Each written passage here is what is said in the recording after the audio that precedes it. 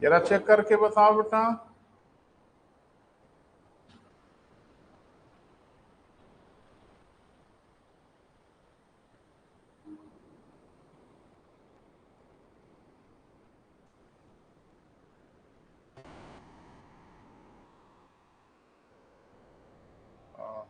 Heading बनाइए बेटा, सभी लोग हेडिंग तो शायद बनाया था ना, राष्ट्रीय आय। तो हम लोग पढ़ रहे हैं बेटा नेशनल इनकम, और आज इसको कोशिश करेंगे कि इसको एक मुकाम तक कंप्लीट करें। और चूंकि ये टॉपिक बड़ा है, घुमा फिरा के बहुत तरह से क्वेश्चन पूछे जाते हैं, थोड़ा तथ्यात्मक भी हो सकता है, थोड़ा उदाहरणात्मक भी हो सकता है, सब आपसे पूछा जाएगा, है ना। जैसे एक क्वेश्चन अभी मुझे दिखा था, किसी ने कहा कि यदि कोई भारतीय व्यक्ति विदेशों में कोई कंपनी लगाता है, अब देखो करते क्या है कि वो चीजों को व्यवहार में ले जाके पूछते हैं। कोई भारतीय व्यक्ति है जो विदेशों में कंपनी लगाता है, उससे जो प्रॉफिट होता है वो निम्न में से किसका भाग बनेगा। तो अगर आप थोड़ा सा समझे होंगे कल कल मतलब लास्ट लेक्चर में, तो दो कौड़ी का प्रश्न है। नहीं समझे होंगे तो परेशान हो जाएंगे, है ना। क्या वो भारत की जीडीपी का हिस्सा बनेगा? नहीं बेटा, वो भारत की जीडीपी का हिस्सा नहीं बनेगा। ये सब गलती नहीं होनी चाहिए। जीडीपी क्या कह रहा है? किसी देश की घरेलू सीमा में वह जो आय भेजा है, वो आय हमारी घरेलू सीमा का उत्पादन नहीं है, वो उस देश की जीडीपी का हिस्सा रहा होगा। बोल नहीं रहे, जिस देश से उसने पैसा भेजा होगा। तो हमारी जीडीपी का हिस्सा तो नहीं था। हाँ, ये उनकी जीडीपी का हिस्सा था, लेकिन उनकी जीडीपी का वह हिस्सा हमारी ओर आएगा और हमारी जीडीपी का कुछ हिस्सा उनकी ओर जाएगा। बोल नहीं रहे, तो डेफिनेटली वो हमारे जीडीपी का हिस्सा तो नहीं था, लेकिन वो हमारी जीएनपी का हिस्सा होगा, है ना बेटा। वही सब थोड़ा समझना है, कोई बहुत मुसीबत नहीं है। तो मुझे लगता है कि एक तो चर्चा हो गई थी बेटा, जहां तक मुझे याद आ रहा है, जीडीपी की चर्चा हो गई थी आपसे। तो जीडीपी क्या कहता है बेटा? सतर्क रहिए, सावधान रहिए। वो कहता है हम घरेलू सीमा को, मैंने तो परिभाषित कर भी दिया कि जो हमारी घरेलू सीमा होती है वो मात्र भौगोलिक सीमा नहीं होती, भौगोलिक सीमा से थोड़ी बड़ी भी होती है। लेकिन हम आपको समझाने के लिए मान लें कि भौगोलिक सीमा में ही जीडीपी होती है थोड़ी देर के लिए, तो ये हमारी भौगोलिक सीमा हो गई भारत की। इस बाउंड्री के अंदर एक वर्ष में उत्पादित समस्त अंतिम वस्तु व सेवाओं के मौद्रिक मूल्य के योग को हम लोग सकल घरेलू उत्पाद कहते हैं। तो इसमें जो सबसे प्रोमिनेंट टर्म जो उभर के आया, वो किसी देश की घरेलू सीमा में। बोल नहीं रहे हैं। अब जाहिर सी बात है कि एक और देश होगा, एक्स वाई जेड कुछ भी हो, तो हमारी जीडीपी ये हुई, बोल नहीं रहे हैं, और इनकी जीडीपी ये हुई। मान लीजिए दो देश है, एक्स और वाई। तो जीडीपी हम क्यों निकालते हैं? क्योंकि जीडीपी से हमको ये पता चलता है कि एक देश की घरेलू सीमा में संसाधनों का बेहतर उपयोग हो रहा है कि नहीं। जो हमारे रिसोर्सेज हैं, उन रिसोर्सेज का बेहतरीन उपयोग हो रहा है कि नहीं। वो उपयोग कौन कर रहा है, इस बात से कोई लेना देना नहीं। भारतीय कर रहे हो या भारत में आके कोई विदेशी कर रहा हो, लेकिन हमारे संसाधनों का बेहतर उपयोग हो रहा है। बोल नहीं रहे हैं। एप्पल फोन, आईफोन भारत में बन रहा है, क्या भारत के संसाधनों का उपयोग नहीं हो रहा है? भारत के बच्चे उसमें काम कर रहे हैं, भारत का रॉ मटेरियल उपयोग हो रहा होगा। ये अलग बात है कि इसका उपयोग कोई और कर रहा है, वो विदेशी कर रहा है, लेकिन संसाधन कहाँ का उपयोग हो रहे हैं? भारत के। जब किसी देश की जीडीपी उच्च होती है, तो ये दो तक नहीं होता कि आपकी राष्ट्रीय आय भी ज्यादा होगी। वो सिर्फ इस बात का द्योतक होता है, इस बात का सूचकांक होता है कि आपके देश में संसाधनों का बेहतर प्रयोग हो रहा है। बोल नहीं रहे हैं। अब वह प्रयोग आप कर रहे हो कि आपके देश में कोई विदेशी आके कर रहा है, ये इससे पहचान नहीं हो पाती। क्लियर है बेटा? क्योंकि एक देश में आप देखते हो ना, एक देश के निवासी होते हैं। बोले बेटा? परिभाषित कर सकते हैं एक देश के निवासियों द्वारा। जैसे हमने घरेलू सीमा बोला, तो आप उसकी जगह पे भी तो कह सकते हैं कि एक देश के निवासियों द्वारा एक वित्तीय वर्ष है। तो निवासी किसको कहते हैं? जो उस एरिया में रहते हो। तो निवासी में क्या खाली नागरिक ही हैं? भारत में इस समय जितने निवासी हैं, या भारत में इस समय जितने लोग निवास कर रहे हैं, क्या वो सब भारतीय ही हैं खाली? तो निवासी में तो दोनों आ जाएंगे ना बेटा। कौन? भारतीय भी और विदेशी भी। तो अगर इन लोगों का उत्पादन जीडीपी है, तो उस देश में भी वही हाल होगा। यहां जो भारतीय है वहां विदेशी हो सकता है, या हो सकता है यहां जो विदेशी हो वो वहां का नागरिक हो सकता है। पता नहीं मेरी बात समझ पा रहे हो कि नहीं? समझ में आ रही बात? तो एक देश की मोटा मोटा अगर आपके दिमाग में कुछ कंफ्यूजन आता है तो बिल्कुल कंफ्यूजन निकालिए, आप भौगोलिक सीमा ही मान लीजिए, कोई परेशानी नहीं। तो उसके अंदर जितनी वस्तु सेवाएं उत्पादित की गई, उसके मौद्रिक मूल्य के योग को हम लोग क्या बोलेंगे बेटा? सकल घरेलू उत्पाद बोलेंगे। तो आपके यहाँ तो सिटी बैंक भी काम कर रहा है, आपके यहाँ तो यूनियन बैंक भी काम कर रहा है, न जाने कितने विदेशी बैंक काम कर रहे हैं आपके यहाँ आके, न जाने कितनी विदेशी बीमा कंपनियां, डाउची पाउची, ये सब नाम तो भारतीय टाइप का नहीं दिख रहा है। ये सब अगर भारत में काम कर रही हैं तो डेफिनेटली ये विदेशी कंपनियां होगी। लेकिन संसाधन कहाँ का प्रयोग कर रहे हैं? भारत का। बोल नहीं रहे बेटा? तो ये तो जीडीपी हो गया। लेकिन जाहिर सी बात है कि कुछ भारतीय नागरिक ऐसे भी होंगे जो भारत की इस भौगोलिक सीमा पे ना हो, कहीं और हो, अमेरिका में हो, गल्फ कंट्री में हो, तो वहां जाके वहां की जीडीपी में अपना योगदान कर रहे हैं। बोल नहीं रहे? सुंदर पिचाई अगर गूगल के सीईओ हैं तो डेफिनेटली ये वहां की अमेरिका की जीडीपी में अपना योगदान कर रहे हैं। लेकिन ये हो सकता है कि सुंदर पिचाई अपनी सैलरी भारत में अपने परिवार को भेजते हो, मुझे नहीं पता कि भेजते हैं कि नहीं भेजते हैं, लेकिन ये संभव हो सकता है वो भेजें। तो ये बताइए, वहां के जीडीपी का हिस्सा उस देश के काम ना आके वो तो हमारे देश में काम आ रहा है। और हमारे देश में भी ऐसा ही हो सकता है कि हमारी जीडीपी का कुछ हिस्सा कोई लेके अपने देश चला गया। अब तो उस देश में काम आएगा ना बेटा। तो आप इसको एडजस्ट करोगे, और जब इसको एडजस्ट करते हो तो फिर ये जीडीपी नहीं, फिर ये जीएनपी हो जाते थे। हेडिंग बना ले बेटा, जीएनपी बना लिया है, परिभाषित कर लिया जाए। एक देश के नागरिकों द्वारा, अब देखो निवासी से बदल के कहां चले गए? नागरिक। तो भारत के नागरिक कहां हैं? नहीं, हर जगह तो वही है, लेकिन थोक के भाव में तो यहाँ है, भारत में है। लेकिन ये कि कुछ हमारे नागरिक विदेशों में भी है। तो जब नागरिक बोला गया तो अब घरेलू सीमा का बंधन तो टूट गया ना। बोल नहीं रहे? वो बाधा ही टूट गई। देखिए, एक देश के नागरिकों द्वारा एक वित्तीय वर्ष में, अब सारी परिभाषा आगे की वही होगी, एक वित्तीय वर्ष में उत्पादित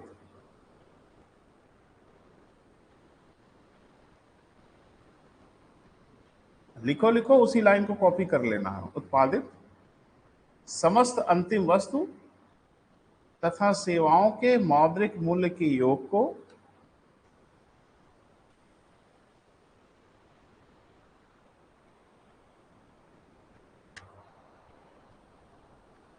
सेवाओं के मौद्रिक मूल्य के योग को सकल घरेलू सकल राष्ट्रीय उत्पाद, एन है ना बेटा, ग्रॉस नेशनल प्रोडक्ट, सकल राष्ट्रीय उत्पाद कहते हैं।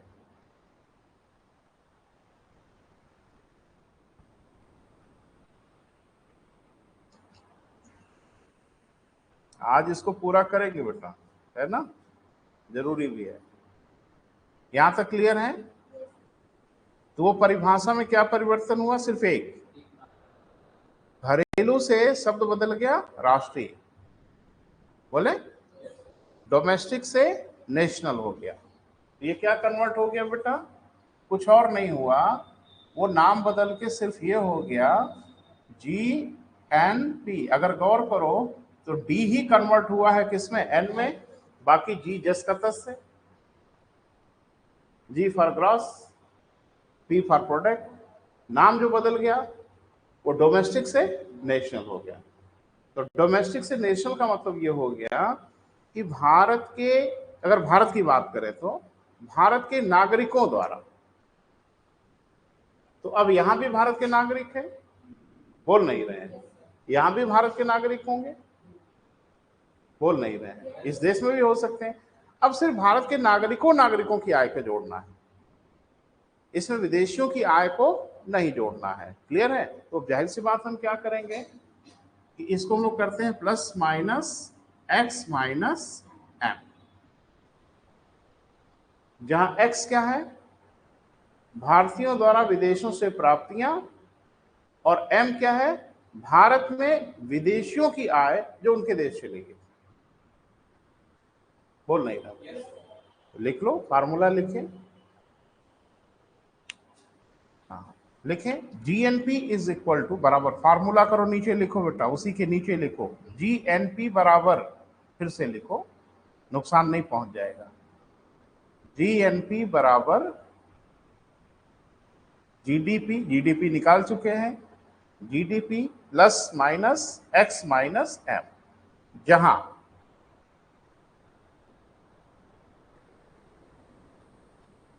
x is equal to X बराबर विदेशियों से प्राप्तियां।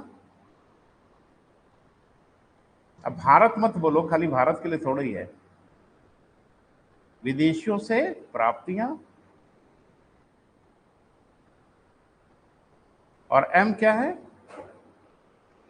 विदेशों को प्रदान किया गया।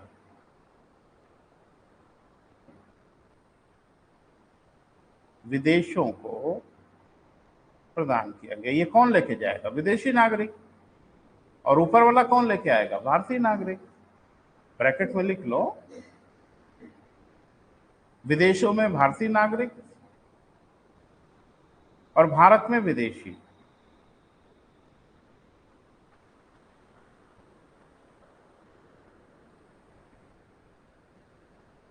क्लियर हुआ बेटा? कुछ हाँ ना बोलेंगे? अरे तो उसी दिन मुझे लगता है क्लियर हो गया, पहले ही दिन क्लियर हो गया। अब जाहिर सी बात है अगले चरण की ओर बढ़ेंगे, और अब अगला चरण क्या होगा कि इस जी को बदलेंगे एन में, है ना, बाकी सब वही रहेगा, बस ये क्या है? ग्रास। और ग्रास को नेट में जब भी बदलना हो, किसी भी लेवल पे बदलना हो, कहीं भी बदलना हो, तो एक ही काम तो करना पड़ता है कि जो भी इन्वेस्टमेंट हुआ है, जो भी लागत लगी है, उसको हटा देना। कभी कभी देखो, कभी कभी लागत नहीं भी लगती है, आपको लगता नहीं कि लागत लगी है, लेकिन लागत लग जाती है। जैसे आपकी बाइक कोई मांग के ले गया, और वो ये कह के जाता है कि हम आपकी बाइक में तेल डलवा देंगे, बोल नहीं रहे, तो प्रथम दृष्टिया तो ये लगता है कि मेरा कोई नुकसान नहीं हुआ, भाई बेचारा तेल भी डलवा दिया, और जितनी दूर हो गया मान लो उतनी देर के लिए फ्यूल डलवा दिया, तो प्रथम दृष्टिया ये लग तो रहा है कि मेरा कुछ नुकसान नहीं हुआ, लेकिन आपका नुकसान हुआ।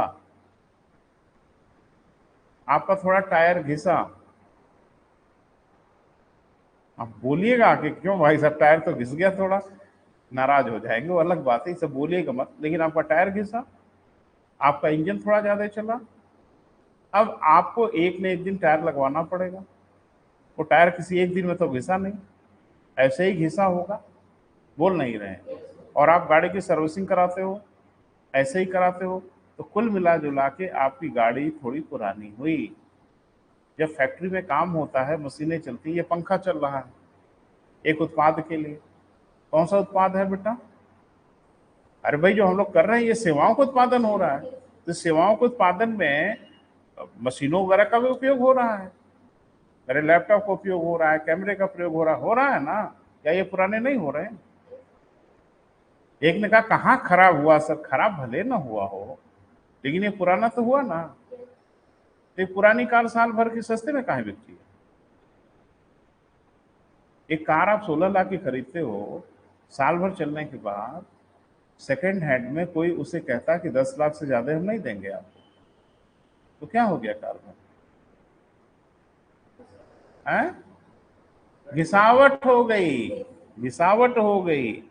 आप कार खरीद के खड़ी कर लो, खाली न चलाओ तो भी घिसावट होगी, तो भी कार की कीमत घटेगी। मैं यकीन से कह रहा हूं, शोरूम से कार खरीद लीजिए, घर ले आके 6 महीना खड़ा किए रहिए, और फिर घिसावट देखो आती कि नहीं। मेरी कार है, आपको यकीन नहीं होगा, मेरी कार काफी पुरानी है, अबाउट 10 ईयर हो गया, 60,000 किलोमीटर चली। इतना तो बाइक लोग चलाते हैं साल भर में। हाँ, एक बात कह रहे हैं, तो नहीं चली, तो क्या मेरे ये कहने से कोई उसकी प्राइस दे देगा अच्छी? नहीं, क्योंकि उसमें मान लिया जाता है कि एक डिप्रिसिएशन आ रहा है, घिसावट आ रही है। एक ही चीज में घिसावट नहीं आती, वो है जमीन। तो वो उसमें घिसावट नहीं आती, उसमें बढ़ती है। लेकिन मकान अगर आपने बनाया है तो उसमें आ जाती है घिसावट, उसमें डिप्रिसिएशन काउंट कर लिया जाता है। क्लियर है बेटा? ये ध्यान रखना है। तो घिसावट का मतलब, एक फैक्ट्री में उत्पादन के लिए मशीनें चलती हैं, तो उन मशीनों में कुछ ना कुछ घिसावट तो मानी ही जाती है ना। बोल नहीं रहे? उसके मेंटेनेंस पे कुछ खर्चा आता है, उस मशीनों की सर्विसिंग पे खर्चा आता है ना बेटा? कुछ टूट फूट होती है तो उसको मेंटेन करने में खर्चा आता है। ये सब क्या बोला जाता है बेटा? डिप्रिसिएशन। ये सब बोला जाता है ह्रास। जब इसको निकाल दोगे तब ना आपको शुद्ध आय पता चलेगी। बोल नहीं रहे हैं? देखिए, एक जनरेटर वाला गया, अभी शहरों में मैंने देखा एक ड्रामा, जैसे लाइट वाइट खराब हो जाती है तो जनरेटर वाले घूमना शुरू करते हैं मोहल्लों में। भाई बहुत लोगों के पास तो जनरेटर है, जिनके पास नहीं है तो जनरेटर चलाते हैं, मान लीजिए 1 घंटे के लिए उसने 500 रुपये ले लिया,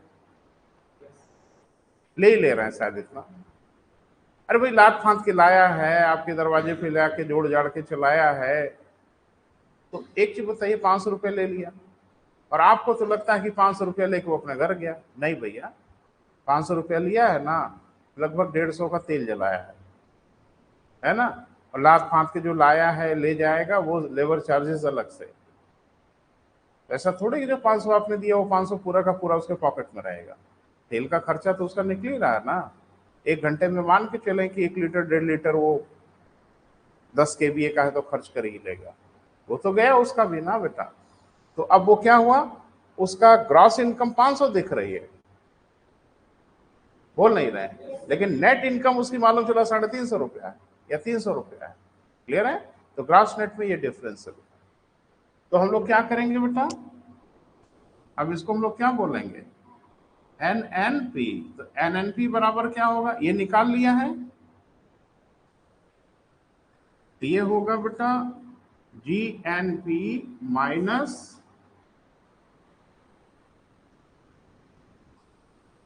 डिप्रेसिएशन, जिसको हिंदी में क्या कहते हैं, मूल्य ह्रास या खाली ह्रास लिख सकते हैं। इसको लिख लो बेटा,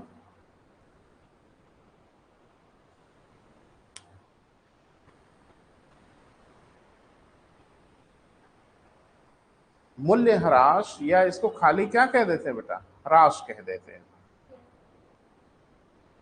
तो NNP कैसे निकलेगी, GNP निकल गई, बोल नहीं रहे हैं? तो NNP निकल जाएगी। तो NNP फार्मूला लिख लो, NNP is equal to GNP minus depreciation, ह्रास। हो गया बेटा?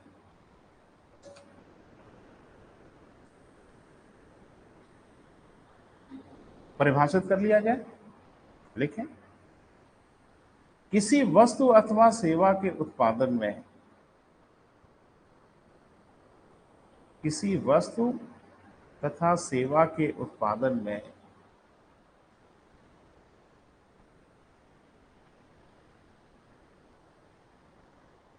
कुछ लागतें लगती हैं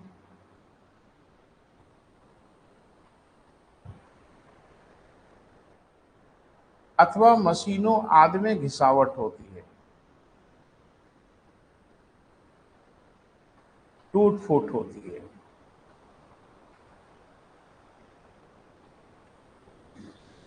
मशीनों आदि में क्या होती है बेटा? घिसावट होती है या टूट फूट होती है,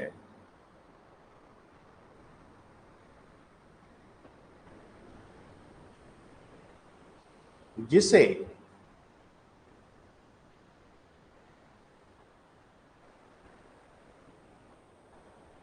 सर्विस के नाम पर खर्च करना होता है, या सर्विसिंग जिसको आप लोग बोलते हैं, के नाम पे खर्च करना होता है।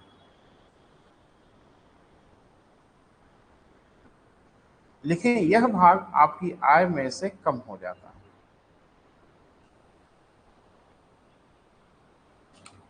यह भाग आपकी इनकम में से क्या हो जाता है बेटा?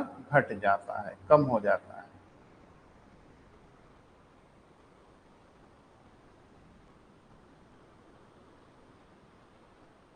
अर्थव्यवस्था में इसे डिप्रेशिएशन अथवा मूल्यह्रास कहते हैं।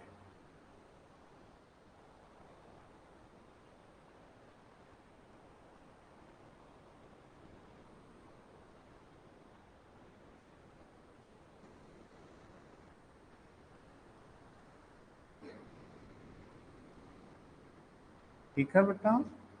जब इसे समायोजित कर लिया जाता है, एडजस्ट कर लिया जाता है,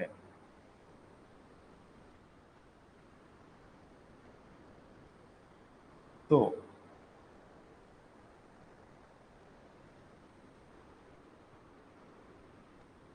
तो इसे शुद्ध राष्ट्रीय उत्पाद कहते हैं।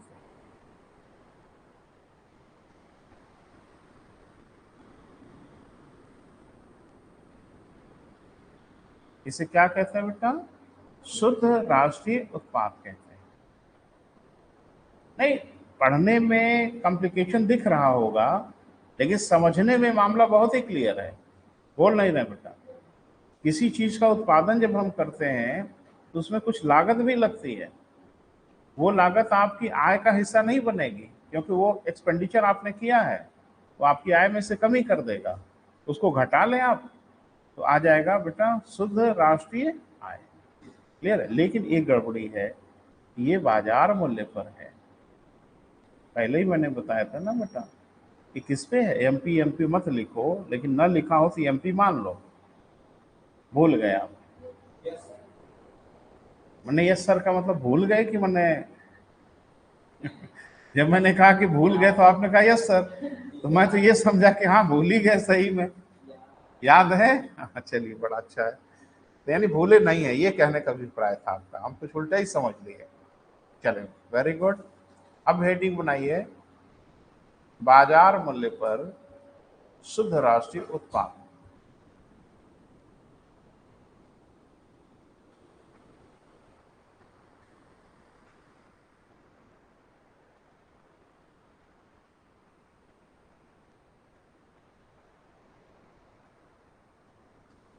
अब जरा समझिए कि जो मार्केट प्राइस होती है किसी चीज की, ये उस चीज की वास्तविक कीमत नहीं होती। हाँ या ना? जो किसी चीज की बाजार मूल्य होता है बेटा, वो उसकी वास्तविक कीमत नहीं होती। या तो उसकी वास्तविक कीमत से कम होता है, या तो उसकी वास्तविक कीमत से ज्यादा होता है। तो आप क्या कहेंगे?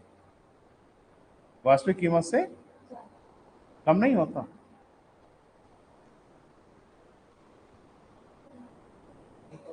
कम नहीं होता, कम नहीं होता। सस्ते गल्ले की दुकान सुने हो? कोटा वाली दुकान भाई, तो उसमें एक विशेष कार्ड धारक को शायद 4 रुपया किलो गेहूं मिल जाता है। 2 रुपया किलो, 4 रुपया किलो, ऐसे ही कुछ रेट निर्धारित है। ये कहाँ मिल जाता है धरती पे 2 रुपया किलो गेहूं?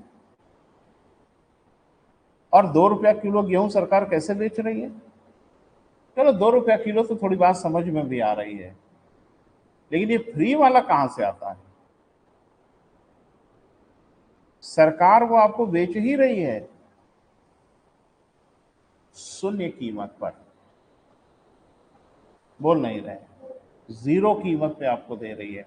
तो कोई चीज जीरो कीमत पे नहीं मिलती होगी, तो वहां क्या हो रही कीमत? अरे किसी को 2 रुपए में अगर दिया जा रहा है, तो सरकार अगर 15 रुपया किलो गेहूं खरीद रही है और 2 रुपया किलो अगर बेच रही है, इसका मतलब यह है उसमें 13 रुपया प्रति किलो आपको सरकार मदद कर रही है। बोल नहीं रहो बेटा, इसको हम लोग आम बोलचाल की भाषा में सब्सिडी कहते हैं। क्या कहते हैं बेटा? सब्सिडी। सब्सिडी दी जाती, सुना होगा नेता लोगों भाषण करते हुए, बिजली पे सब्सिडी, सिंचाई पे सब्सिडी, सुनते हैं ना, खाद पे सब्सिडी। सब्सिडी माने छूट। पहले डीजल पे सब्सिडी मिलती थी, यानी डीजल इसलिए सब्सिडी दी जाती थी कि मान लिया जाता था कि डीजल का प्रयोग ज्यादातर किसान करते हैं पंप सेट वगैरह चलाने में, तो अगर उनको सस्ते दर पे डीजल मिलेगा तो उनको राहत हो जाएगी। लेकिन सरकार ने आज की डेट में डीजल पे सब्सिडी खत्म कर दिया, क्योंकि सरकार को ये लगा कि हम तो किसानों के लिए डीजल सब्सिडी रेट पे बेचते हैं और लोग फार्चूनर लेके डीजल भरा के सड़क पे फर्राटे भरते हैं, तो फार्चूनर वाले को सब्सिडी वाले डीजल की कौन सी आवश्यकता है? तो खत्म कर दिया गया। बहुत सी गाड़ियां डीजल से चलती हैं, एसयूवी वगैरह जितनी ढेर सारी है सब डीजल से चलती है, तो उसमें खैर सब्सिडी खत्म कर दिया गया। सरकार ने कहा किसानों को अलग से हम पैसा वैसा दे देंगे, लेकिन सब्सिडी के चक्कर में ढेर सारे लोग उपयोग कर रहे हैं। 12, तो सब्सिडी से क्या होता है बेटा? कीमतें घट जाती है ना, और करों से कीमतें बढ़ जाती है। तो बाजार मूल्य जो होता है वो वास्तविक कीमत नहीं होता। अगर उस पर कर लगा दिया गया तो कीमतें बढ़ गई होंगी, अगर सब्सिडी दी गई होगी तो कीमतें घट गई होंगी। हर चीज पे नहीं है सब्सिडी, लेकिन फिर भी बहुत जगहों पे सब्सिडी है, बहुत जगहों पे सब्सिडी है। गरीबों को सरकार सब्सिडी रेट पे चीजें देती है, तो आखिरकार उसकी कीमत तो सरकार ने घटाया है ना। 2 रुपया किलो कहाँ मिलता है गेहूं भाई? तो उसकी कीमत 2 रुपया किलो गेहूं अगर गुणा करके जीडीपी में जोड़ लोगे तो सही फिगर आएगा। 2 रुपया किलो गेहूं कहीं मिलता है धरती पर, तो जाहिर सी बात है उसको उसमें 13 रुपया जोड़ के गुणा करो। बोल नहीं रहे। जैसे मान लीजिए 1000 किलो सरकार सब्सिडी पे गेहूं दे दी, 1000 गुणे 2 करोगे तो 2000 रुपया आया। तो क्या 2000 रुपए का गेहूं का उत्पादन हुआ था देश में? नहीं। तब उसमें क्या गुणा करना होगा? 2 + 13 रुपया जोड़ के गुणा करोगे तो सही आएगा। बोल नहीं रहे। कोई वस्तु है मान लीजिए 20 रुपए में बनी, कर लगा के सरकार उसको 22 रुपए में बिकवा रही है, तो हम 22 से नहीं गुणा करेंगे, 2 घटा के गुणा करेंगे, तो उसकी वास्तविक कीमत आएगी। थोड़ा लिख लो बेटा, बाजार कीमतें वास्तविक कीमतें नहीं होती। बाजार कीमतें क्या बेटा? वास्तविक कीमतें नहीं होती।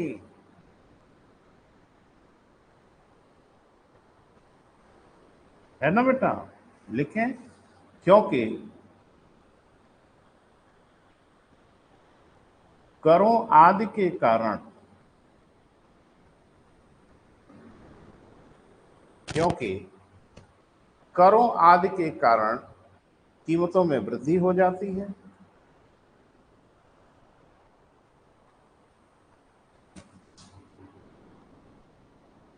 करों आदि के कारण क्या बेटा? कीमतों में वृद्धि हो जाती है, तथा सब्सिडी, सब्सिडी माने अनुदान, के कारण कीमतें कम हो जाती है।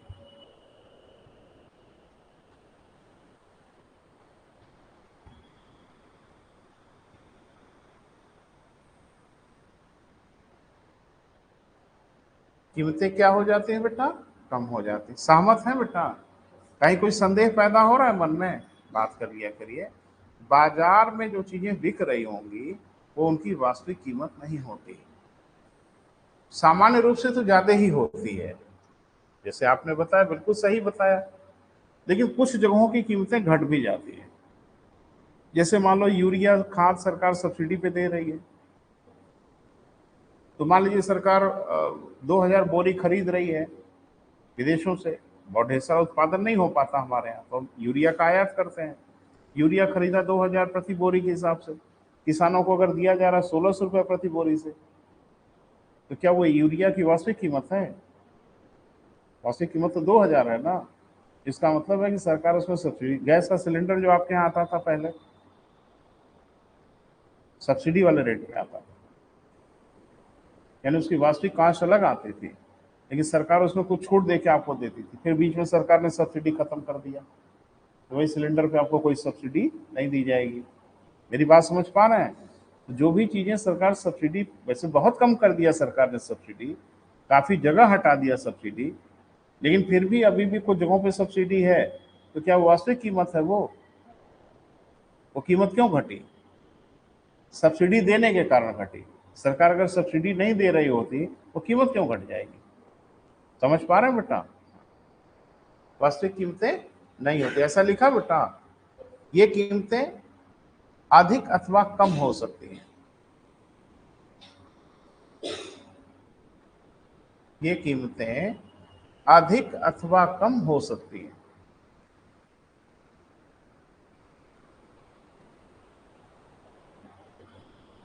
जब कर लगाए जाते हैं तो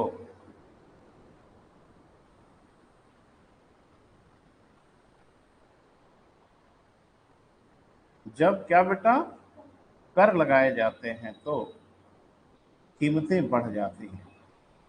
मुझे लगता है तो महसूस भी हो रहा होगा। जब कर लगाए जाते हैं तो कीमतें क्या होती हैं बेटा? बढ़ जाती हैं, है ना।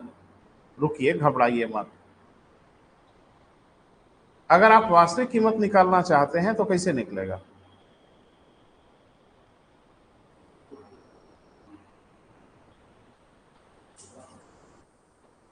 वास्तविक कीमतों से कर लगाने से बढ़ जाती है।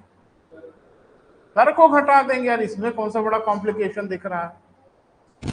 किसी वस्तु की कीमतों में कर लगाने से उसकी कीमत बढ़ जाती है, तो उसी में से कर घटा देंगे तो वास्तविक कीमत तक नहीं आ जाएंगे। अरे इतना गणित तो बेटा हम लोग बचपन से पढ़ रहे हैं भैया जी। जो बाजार मूल्य है वो क्या है? वास्तविक मूल्य नहीं हो तो जाता है, परीक्षा में ले डूबते हो। वो थोड़ा सा इधर उधर करके पूछेगा, वो सत्यानाश करके चले आते। इसको देख लीजिए, ये वास्तविक और प्लस कर। अब तो गणित हो गई ना भैया। जेड बराबर एक्स प्लस वाई। अब जो पूछे इधर उधर करके निकाल लेना। वास्तविक कीमतों को बाजार मूल्य की कीमतों में बदलने के लिए क्या करना होगा? बोले नहीं नहीं, हम क्या बोल रहे हैं, वास्तविक कीमतों को बाजार मूल्य में बदलने के लिए क्या करना होगा? कर जोड़ देना होगा। बाजार मूल्य को वास्तविक कीमत तक लाने के लिए इसको उठा के इधर कर देना होगा। यही तो बोल रहे थे ना बेटा, और क्या बोल रहे थे, है ना। लिखें, लिख लो वही नीचे भैया जी, कोई बहुत नुकसान नहीं पहुंच जाएगा। लिखें, बाजार मूल्य बराबर वास्तविक कीमतें प्लस कर।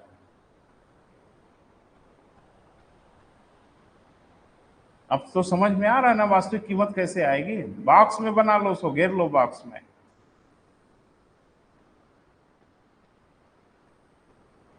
है ना बेटा। अब कभी कभी बेटा बाजार मूल्य कम हो जाता है ना। तो वो कैसे होता, थोड़ा एक बार उसको भी सुन लीजिए। लिखें, बाजार मूल्य वास्तविक मूल्य से कम भी हो जाते हैं। बाजार मूल्य वास्तविक मूल्य से कम भी हो जाते हैं। ऐसा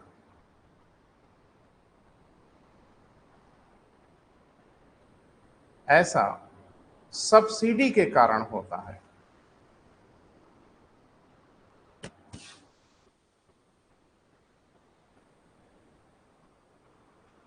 ऐसा बेटा किसके कारण होता है?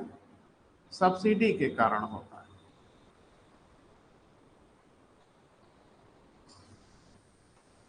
ठीक है, तो अब ये देख लो, बाजार मूल्य अगर कम हो रहा है तो किसके कारण कम होगा? सब्सिडी के कारण। ये क्या होगा बेटा? वास्तविक मूल्य माइनस सब्सिडी, यही ना बेटा?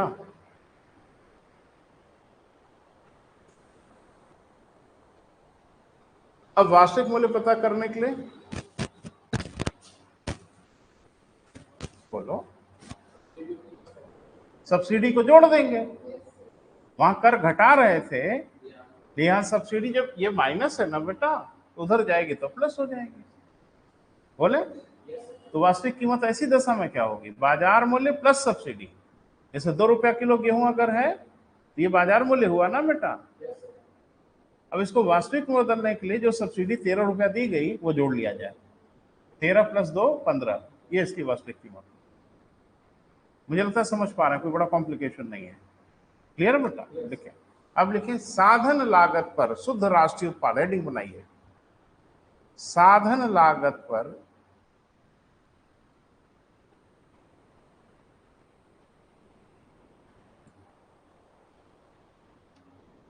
शुद्ध राष्ट्रीय उत्पाद।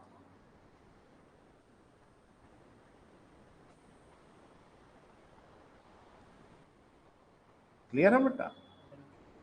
हाँ, ब्रैकेट में जरूर लिखें, NNP नीचे छोटा सा FC।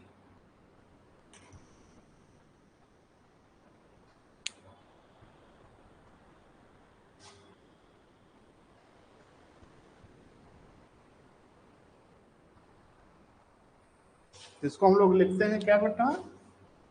NNP at FC। इसको पढ़ा जाता है NNP at FC। इंग्लिश में लिख लें, net national product at factor cost. Net national product at factor cost.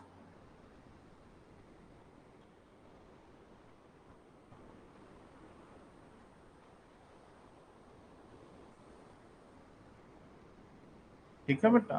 तो अभी ऊपर तो कहानी एकदम क्लियर हो गई कि जो बाजार मूल्य होता है वो वास्तविक मूल्य नहीं होता, वरन या तो कम होता है या तो बढ़ जाता है, सामान्य रूप से बढ़ ही जाता है ना बेटा? उसीलिए बच्चे ने बताया भी। हाँ लिखें, साधन लागत पर शुद्ध राष्ट्रीय उत्पाद ज्ञात करने के लिए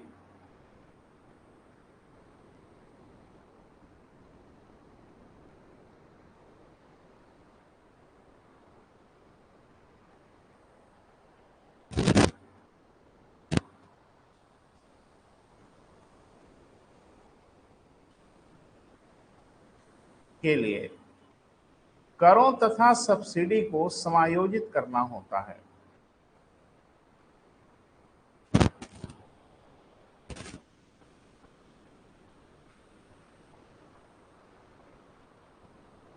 करों तथा सब्सिडी को समायोजित करना होता है, एडजस्ट करना होता है।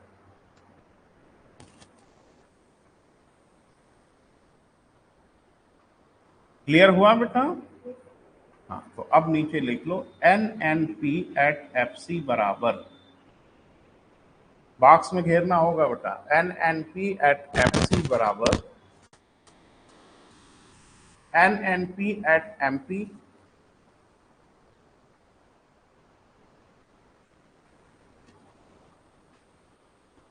अब इसमें क्या क्या कैलकुलेशन किया जाए कि बराबर हो जाए? वो ना सब्सिडी को जोड़ लें,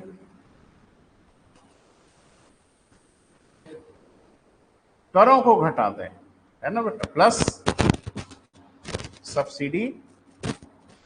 अरे सब्सिडी जोड़ेंगे ना बेटा, सब्सिडी कीमतों को घटाया होगा तो सब्सिडी जोड़ेंगे, कर कीमतों को बढ़ाया होगा तो करों को घटा देंगे, सब्सिडी माइनस कर।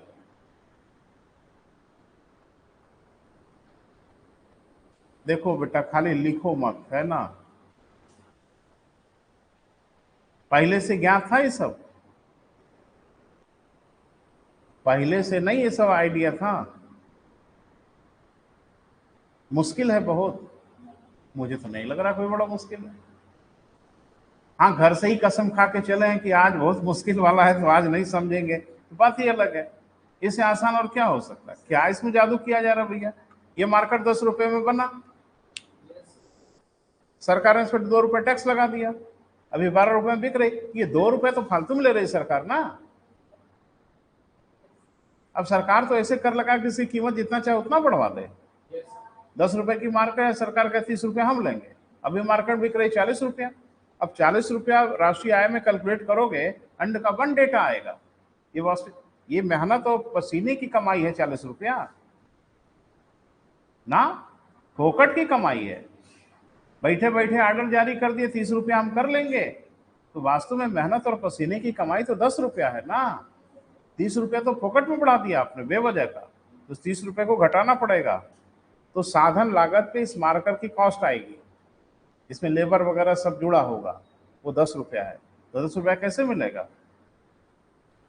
30 रुपया जो कर लगा वो घटाना होगा, वही घटाया मैंने, है ना। आपको क्लियर नहीं हो रहा है लग रहा, चेहरा बता रहा है, इसीलिए हम सतर्क होकर धीरे धीरे आगे बढ़ रहे थे। कुछ बच्चों को बुरा लग रहा था, कह रहे सर समझ में आ रहा है, लेकिन मुझे लग रहा था कि किसी को तकलीफ हो रही है। ये नहीं समझ में आ रहा है बेटा, क्या मुश्किल है? बोलिए कहाँ तकलीफ है? नहीं ना है, दिक्कत है तो बोलिए, फिर से सुन लीजिए। राष्ट्रीय आय को क्या बोला गया कि अंतिम वस्तु सेवाओं के मौद्रिक मूल्य को कर से बढ़ा, एक देश कर खूब दबा दबा के बढ़ा दे, अब राष्ट्रीय आय की गणना निकालोगे बड़ा हैवी आ जाएगा, तो आप मूर्ख बना रहे हो किसी को। वो वस्तु सेवाओं का वास्तविक कीमत नहीं है, कर लगा, तेल जो बिक रहा है ये वास्तविक कीमत है, फर्जीवाड़ा कर रहे हैं आप, 100% 150% कर लगा दे रहे हैं, उससे राष्ट्रीय आय निकालोगे तो बड़ी हैंडसम आ जाएगी, वो राष्ट्रीय आय थोड़ी है। राष्ट्रीय आय ये होती है कि आपने अपने परिश्रम से, अपनी मेहनत से संसाधनों की कीमत पे क्या कमाया, क्लियर है बेटा, वो राष्ट्रीय आय होती है। तो वास्तविक कीमत को ज्ञात कैसे होगा? जैसे ये मार्कर 12 रुपए का बिक रहा है मार्केट में, बस हमको ये पता चल जाए कि मार्कर पे 2 रुपए टैक्स लगा, 2 रुपया घटा देंगे, इस मार्कर की वास्तविक कीमत हो जाएगी। ये मार्कर मार्केट में 3 रुपए का बिक रहा है, जबकि इसकी निर्माण राशि 10 रुपया लगी, तो अब 3 रुपए से गुणा करोगे मार्कर का, तब तो ये नहीं आएगा ना एक्चुअल मामला। एक्चुअल कैसे आएगा? 3 में 7 रुपया जोड़ लो, तब गुणा करोगे तो 10 आएगा, क्लियर है। इसलिए सब्सिडी को जोड़ा जाता है और कर को हमेशा घटाया जाता है, क्लियर है बेटा। हाँ लिखें, NNP एट एफसी को ही, NNP एट एफसी को ही हम राष्ट्रीय आय कहते हैं।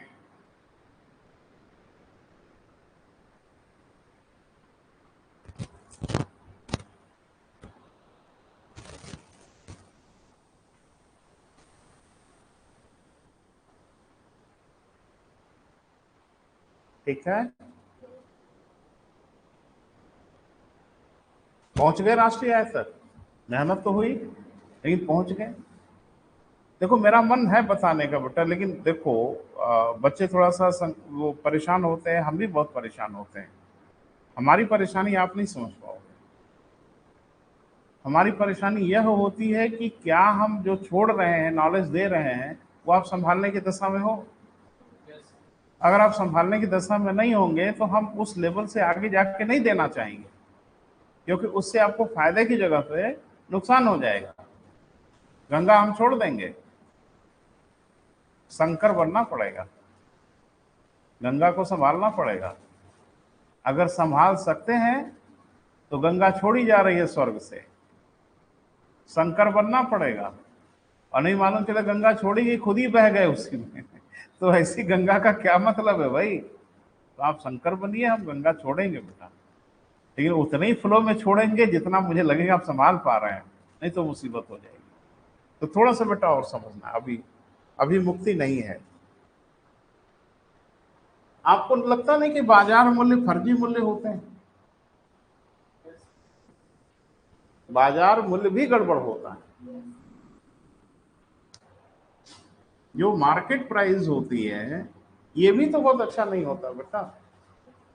इसीलिए आप देखते हैं कि बाजार मूल्य का जब भी कैलकुलेशन किया जाता है राष्ट्रीय आय की गणना में, उसमें दो चीजें होती हैं।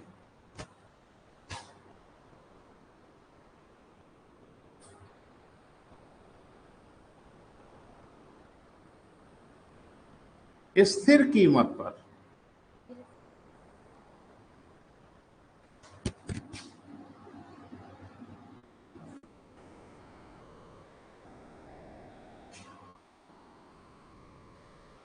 ये सुना है? अरे भाई जब पहले पहले जीडीपी निकाले होंगे, यहीं पे मैंने कहा था ना ये मार्केट प्राइस से निकाली जाती है। एकदम लास्ट में जाके समायोजित करते हैं कर और सब्सिडी को। पहले करना शुरू करेंगे बवाल हो जाएगा। मार्कर का वास्तविक कीमत अब निकालना है, मार्कर पे टैक्स, बिस्किट का नमकीन का, पागल हो जाओगे आप निकालते निकालते। इतनी कमोडिटी है कि सबकी वास्तविक कीमत निकालने, तो इसीलिए पहले बाजार मूल्य से निकालते निकालते लास्ट तक चले जाते हैं। जब बाजार मूल्य से सब निकल आता है तो इकट्ठे कर को घटाते हैं। आप कहेंगे इकट्ठे क्यों घटाते हैं? एक एक को घटाइए। जैसे अभी मैंने मार्कर की कीमत बताया था ना आपसे, अगर 12 रुपया है तो 2 रुपया इसमें से घटा लें। बोल नहीं रहे हैं? कोई चीज है सब में घटा घटा गुणा ये करोगे तो कर पाओगे? आप पागल हो जाएंगे, पागल। इसीलिए कहा जाता है कि सब झंझट में मत पड़िए, पहले सब कुछ कैलकुलेशन बाजार मूल्य पर कर डालिए, पहुंच जाइए लास्ट तक, एनएनपी एटएमपी तक चलिए, कोई परेशानी नहीं है। सरकार को कर से जितना मिला होगा, वो नमकीन पे मिला हो, मार्कर पे मिला हो, बिस्किट पे मिला हो, किसी पे मिला हो, तो सरकार को जितना कर मिला वो सरकार को पता है ना। किस आइटम पे मिला भाड़ में जाए, लेकिन टोटल जो सरकार ने कर लिया है इस देश से अप्रत्यक्ष कर, उसी से कीमत बढ़ी होगी ना, आया ना। इकट्ठे उसको घटा दो, बवाल खत्म करो।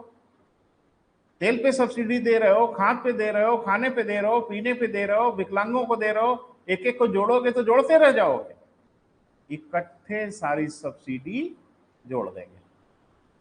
बोल नहीं रहे? तो एक एक आइटम को नहीं निकाला जाता, पहले संभव ही नहीं होगा।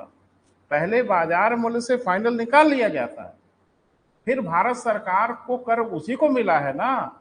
2 रुपया यहां से मिला है, 3 रुपया ग्लास से मिला है, 4 रुपया वहां से मिला है। आपके पॉकेट में कर कितना है आपको पता है ना। अगर आपके पॉकेट में 100 रुपया कर आया है तो आपने लोगों से वसूला है ना। 100 रुपया घटाइए, एक एक आइटम पे घटाने की जरूरत नहीं है। पता नहीं मेरी बात समझ पा रहे हो कि नहीं? ये जटिल कार्य हो जाएगा। साइमन कुजनेट्स यही सब तो बताए थे कि पहले बाजार मूल्य पर चलिए लास्ट तक। जब बाजार मूल्य पे सब लास्ट हो जाए तो सरकार के पास आंकड़ा है ना, संसद में जाके भाषण तो देते हैं, किसानों को इतनी सब्सिडी दिए, विद्यार्थियों को इतनी सब्सिडी दिए, तो आपके पास सब्सिडी का आंकड़ा है ना। कहां दिए कहां नहीं दिए छोड़ो हटाओ, कहीं दिया ना, बस जोड़ लो, सीधे खत्म करो बवाल। बिस्किट पे कर लिया कि फलाने पे कर लिया कि कार पे कर लिया कि कहां कर लिया, लेकिन कर कितना आया वो आंकड़ा आपके पास है ना। सांस से बताते हैं कि इस बार जीएसटी का कलेक्शन 1 लाख करोड़ से ऊपर हो गया, पता है ना आपको। इकट्ठे घटा लो ना 1 लाख करोड़, एक एक आइटम से घटाने की जरूरत। बोल नहीं रहे? तो ये अच्छा तरीका है। तो जीडीपी किस पे निकाली जाती है? बाजार मूल्य पर, हाँ या ना। अब आप देख रहे हो कि बाजार मूल्य दो तरह का है, स्थिर कीमत पर है और चालू कीमत पे है। इसमें बड़ा खेल होता है, वो खेल आपको हम समझाते हैं। इसको कहा जाता है एक्चुअल जीडीपी। क्या कहा जाता है बेटा? Actual GDP. और इसको कहा जाता है नॉमिनल जीडीपी। क्या कहा जाता है? Nominal GDP.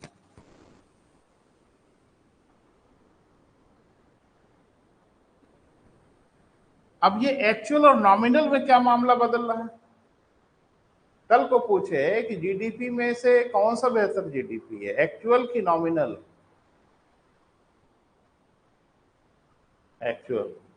ये फर्जी होती और बड़े दुर्भाग्य की बात है, इस समय सरकार जितनी भी जीडीपी का आंकड़ा प्रस्तुत कर रही है वो सब नॉमिनल जीडीपी है। ये आंकड़ा थोड़ा बढ़ चढ़ के आता है। क्यों आता है, हम जरा आपको समझा दे रहे हैं। चालू कीमत और स्थिर कीमत में क्या है बेटा, वो हम बता रहे हैं। चालू कीमत का मतलब ये है कि इस समय जो कीमत चल रही है इस साल, जैसे मान लीजिए हम 2023 में जीडीपी निकाल रहे हैं, तो 2023 में चीजों की जो कीमत चल रही होगी उसी से निकालेंगे। और स्थिर कीमत ये कहता है कि निकालेंगे 2023 में, लेकिन आपको 2011 और 12 की कीमत में निकालना पड़ेगा। बोल नहीं रहो बेटा, थोड़ा ध्यान से समझिए बेटा, मामला थोड़ा पेचीदा है। बाजार मूल्य या तो जो चल रहा है उसी से गुणा कर लो, या वर्ष 2011-12 की जो कीमत थी उस कीमत से गुणा करो। आप कहेंगे सर ये 11-12 में कीमत से गुणा करने का क्या फायदा? अरे इस साल की जीडीपी निकालना तो इस साल की कीमत से आप नहीं, इससे धोखा हो जाता है। वो हम धोखा आपको समझा रहे हैं। जैसे मान लीजिए कि वर्ष 2011-12 में 100 किलो गेहूं का उत्पादन हुआ। मैं एक उदाहरण दे रहा हूं बेटा, एक आइटम से आपको समझाने की कोशिश कर रहे हैं कि 100 केजी गेहूं का उत्पादन हुआ।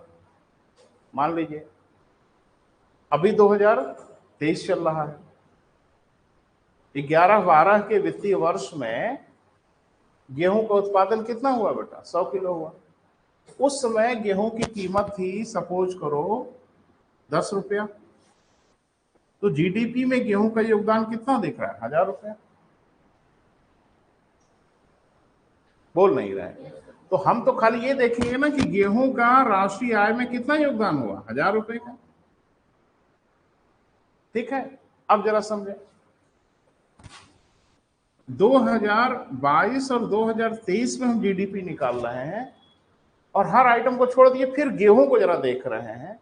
हो सकता है कि गेहूं का उत्पादन घट गया हो सकता है, इट में भी पॉसिबल, कोई परेशानी हो गई हो, कोई दैवीय आपदा आ गई हो, जैसे इस साल हो रहा है। तो आपको पता है कि अगर गेहूं का उत्पादन घटा तो गेहूं की कीमतें बढ़ जाएंगी। टमाटर का काहे भी बढ़ गया था। अब जीडीपी में टमाटर को 200 से गुणा करके निकालो तो ज्यादा आएगा ना क्वांटिटी, खुश हो जाएंगे। अब मान लीजिए कि गेहूं का कीमत हो गई 25 रुपया। बोल नहीं रहे। तो अब तो ये हो गया इतना ना बेटा,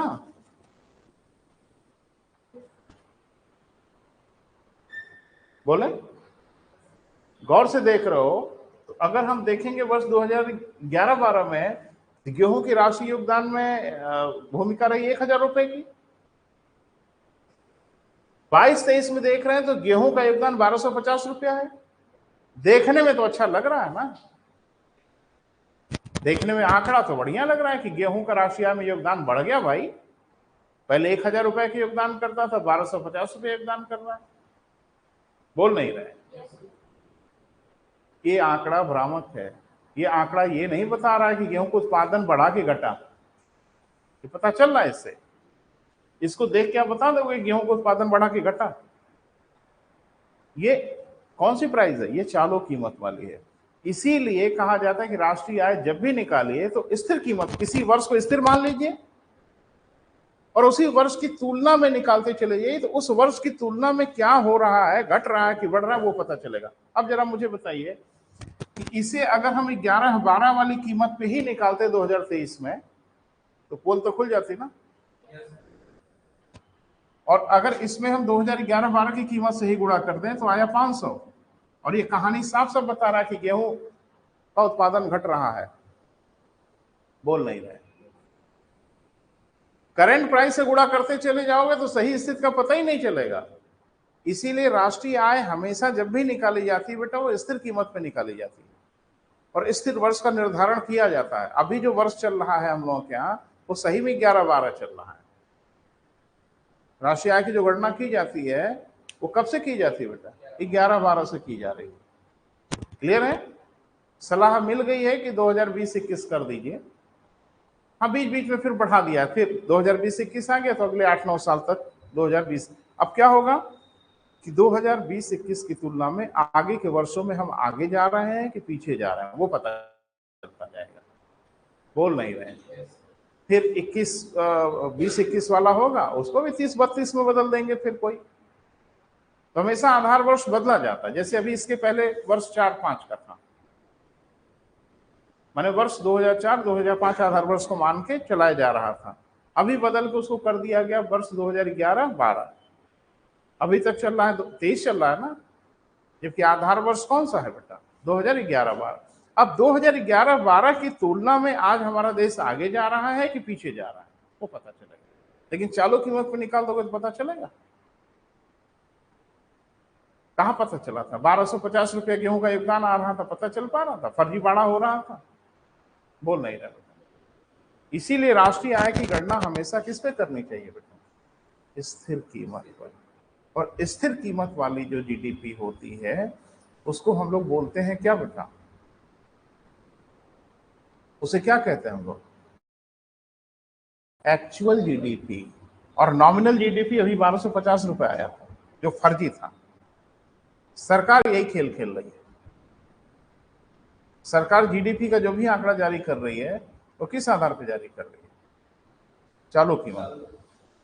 और वो 6%, 7%, 8% आ रही है। सरकार कह रही है, जनता ताली बजाइए, दुनिया में सबसे तेज बढ़ती हुई जीडीपी। मनमोहन सिंह की सरकार में, मैं किसी पार्टी का समर्थक नहीं हूं भैया, पहली बात, मैं एक टीचर हूं। मनमोहन सिंह की सरकार में हमारी जीडीपी 10% तक गई थी। और वो जीडीपी जो बढ़ी थी वो नॉमिनल जीडीपी नहीं थी, एक्चुअल जीडीपी। अभी जो जीडीपी का आंकड़ा दिया जाता है वो नॉमिनल है, माने चालू कीमत पे दिया जा रहा है। और चालू कीमत बड़े भ्रामक होते हैं। क्लियर है? बोल नहीं रहे हो।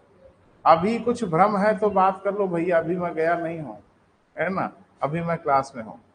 बाजार मूल्य जो चल रहा है उससे गुणा कर लो। अगर उससे गुणा किया तो चालू कीमत पे कहलाएगा।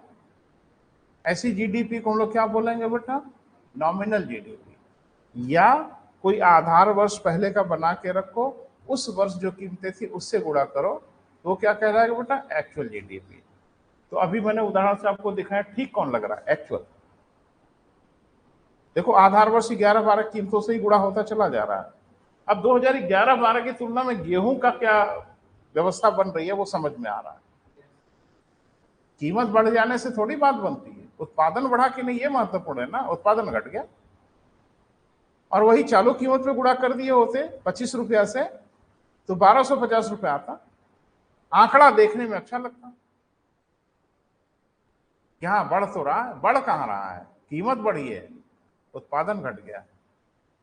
और अर्थव्यवस्था में आपको पता है कि जब चीजों का उत्पादन घटता है तो उसकी कीमत बढ़ जाती है। उत्पादन देखना है कि कीमत देखना है ना बेटा? टमाटर की कीमत घट रही है ना, 60-60 रुपए आ गया है शायद। तो क्या 200 रुपए किलो जब टमाटर था तो आप 200 का गुणा कर लो, 60 का टमाटर है तो 60 से गुणा कर लो, फर्जीफिकेशन हो जाएगा ना बेटा। एक कीमत मान लो, वो 200 हो जाए, 500 हो जाए, उसी कीमत से गुणा करेंगे। तो टमाटर का उत्पादन बढ़ा कि घटा ये पता चल जाएगा। पता नहीं समझ पा रहे हो कि नहीं? क्लियर हुआ? लेकिन वास्तव में बाजार मूल्य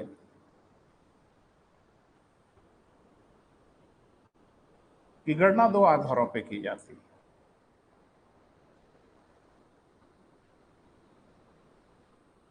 दो आधारों पे की जाती है। पहला, जरा पानी बेटा देना।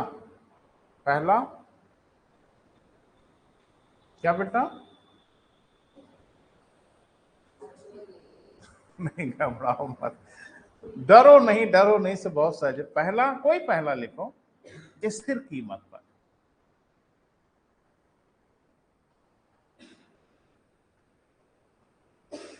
स्थिर कीमत लिख लो, एक लाइन लिख लो।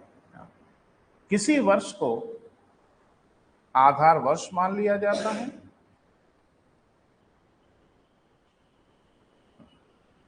किसी वर्ष को क्या बेटा, आधार वर्ष मान लिया जाता है, तथा उसी आधार वर्ष पर आगे के वर्षों में जीडीपी की गणना की जाती है।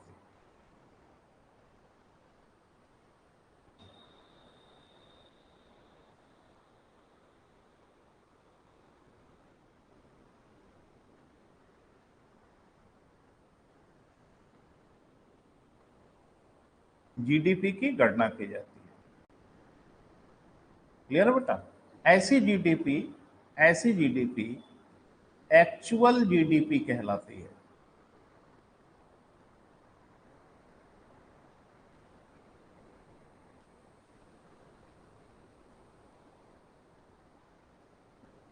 जिनको जिनको परेशानी हुई होगी, मुझे नहीं पता, लेकिन जिनको जिनको परेशानी हुई होगी, कल क्लास खत्म होने के बाद 2 मिनट बात कर लीजिएगा। अगर परेशानी होगी तो, और नहीं होगी तो बड़ा अच्छा है ना? आज तो क्लियर हो ही रहा है।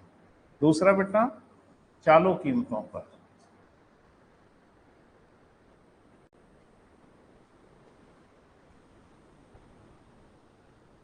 वर्तमान समय में जो कीमतें चल रही हों, उन्हीं कीमतों पर राष्ट्रीय आय की गणना की जाए।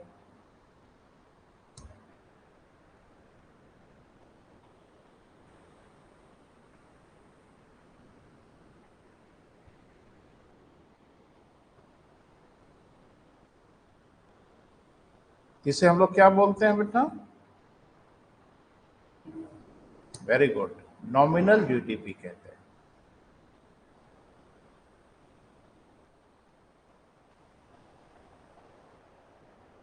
नॉमिनल जीडीपी, ठीक है। अब आप, मुझे लगता है, इस बात को बेहतर ढंग से महसूस कर पा रहे हैं कि कौन सा तरीका बेहतर है, कौन सा ठीक है। ये बेटा, स्थिर कीमत वाला कि चालू कीमत वाला? मैंने स्थिर कीमत से अगर राष्ट्रीय आय की गणना करें, तब हमको पता चलेगा कि 2022-23 की तुलना में 2024-25 में हम आगे जा रहे हैं कि पीछे जा रहे हैं। 25-26 में हम 2022-23 की तुलना में आगे गए कि पीछे गए। तो आधार वर्ष तुलनात्मक एक आधार देता है, तो उस वर्ष की तुलना में हमको पता चल जाएगा। तो सही तो कौन वाला है बेटा? स्थिर कीमत वाला। स्थिर कीमत से क्या आता है? एक्चुअल जीडीपी आती है। और चालू कीमत जो चल रही है, उससे क्या आती है बेटा? Nominal GDP. नॉमिनल जीडीपी बहुत भरोसेमंद नहीं होता। क्लियर है? अब जरा ये देखते हैं कि ये सब करता कौन है भारत में। भारत में राष्ट्रीय आय की गणना कौन करता है? एक हेडिंग बना लें छोटा सा, सीएसओ। सीएसओ नाम सुना है? Central Statistical Organisation, CSO.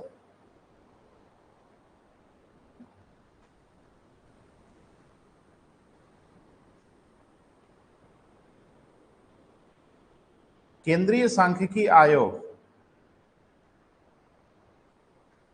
Central Statistical organisation, लिखें। 2 मई 1951 को इसकी स्थापना की गई।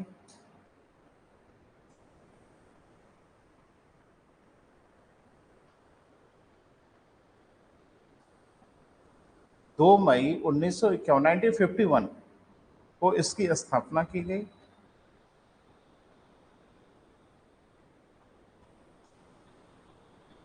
इसका मुख्यालय दिल्ली में है।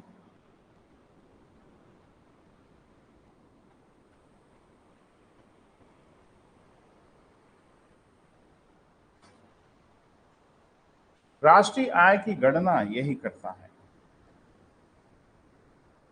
राष्ट्रीय आय की गणना कौन करता है बेटा? सीएसओ करता है।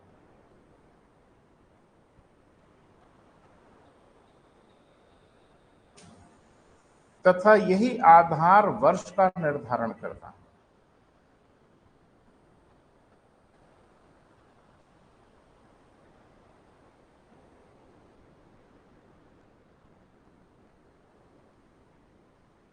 ठीक है बेटा,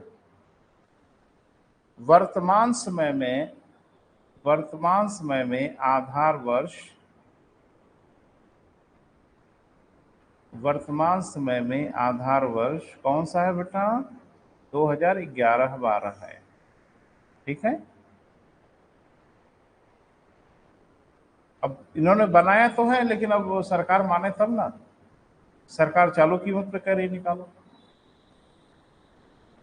तो चालू कीमत पे निकाल रहे हो तो 1250, और स्थिर कीमत पे निकाल रहे हो तो 500। तो सरकार को अपनी पीठ अगर ठोकनी है तो कौन सा निकालना चाहेगी? मुझे तो आप समझ रहे हैं, चालू कीमत पे निकालोगे तो जीडीपी थोड़ी बढ़ चढ़ के आएगी, है ना। स्थिर कीमत पे निकालोगे तो 500 रुपया आ जाएगा। तो कौन सा बेहतर है भाई? तो वही सरकार करती है। क्लियर है बेटा? चलो, कोई डाउट होगा तो बात करना। ऐसा नहीं है कि जिन चीजों पे हम चर्चा कर चुके हैं उस पर दोबारा नहीं करेंगे, क्योंकि हमारा सिलेबस खत्म करने थोड़ी आए हैं बेटा। चीजें आपको समझ में आनी चाहिए। क्लियर है? थोड़ा सा और लिखना पड़ेगा, लिखें। सीएसओ के लिए आंकड़े, सीएसओ, अरे भाई आंकड़ा रहेगा तभी ना निकालेगा ये। सीएसओ के लिए आंकड़े एनएनएसओ जुटाता है, नेशनल सैंपल सर्वे ऑर्गेनाइजेशन,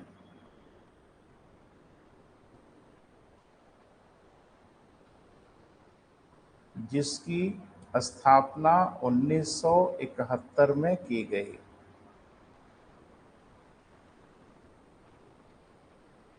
जिसकी स्थापना कब की गई बेटा? 1971 में की गई।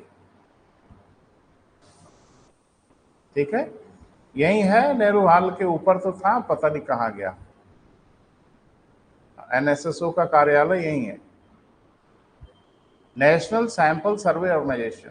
ये क्या करता है बेटा? आंकड़े इकट्ठा करता है पूरे भारत से, और ये आंकड़े दे देता है किसको? सीएसओ को, और सीएसओ फिर उसी आंकड़े के आधार पे राष्ट्रीय आय की गणना करता है। क्लियर है? तो 5 मिनट और समय देंगे। एक नोट बना लें, एक नोट बनाइए।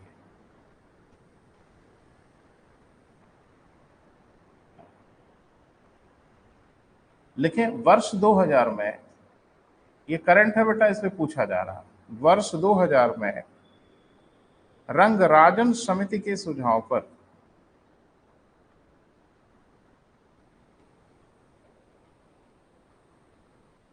वर्ष 2005 में सांख्यिकी आयोग की स्थापना की गई।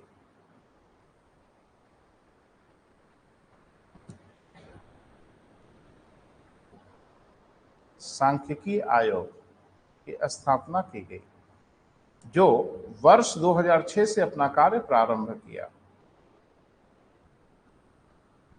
जो वर्ष 2006 से अपना कार्य प्रारंभ किया।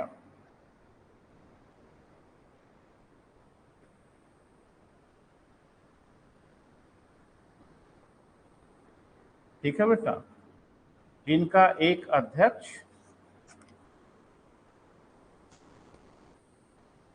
और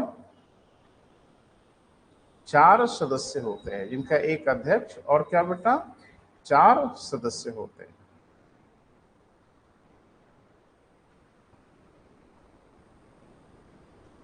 इसने एनएसएसओ के अधिकांश कार्यों को ग्रहण कर लिया।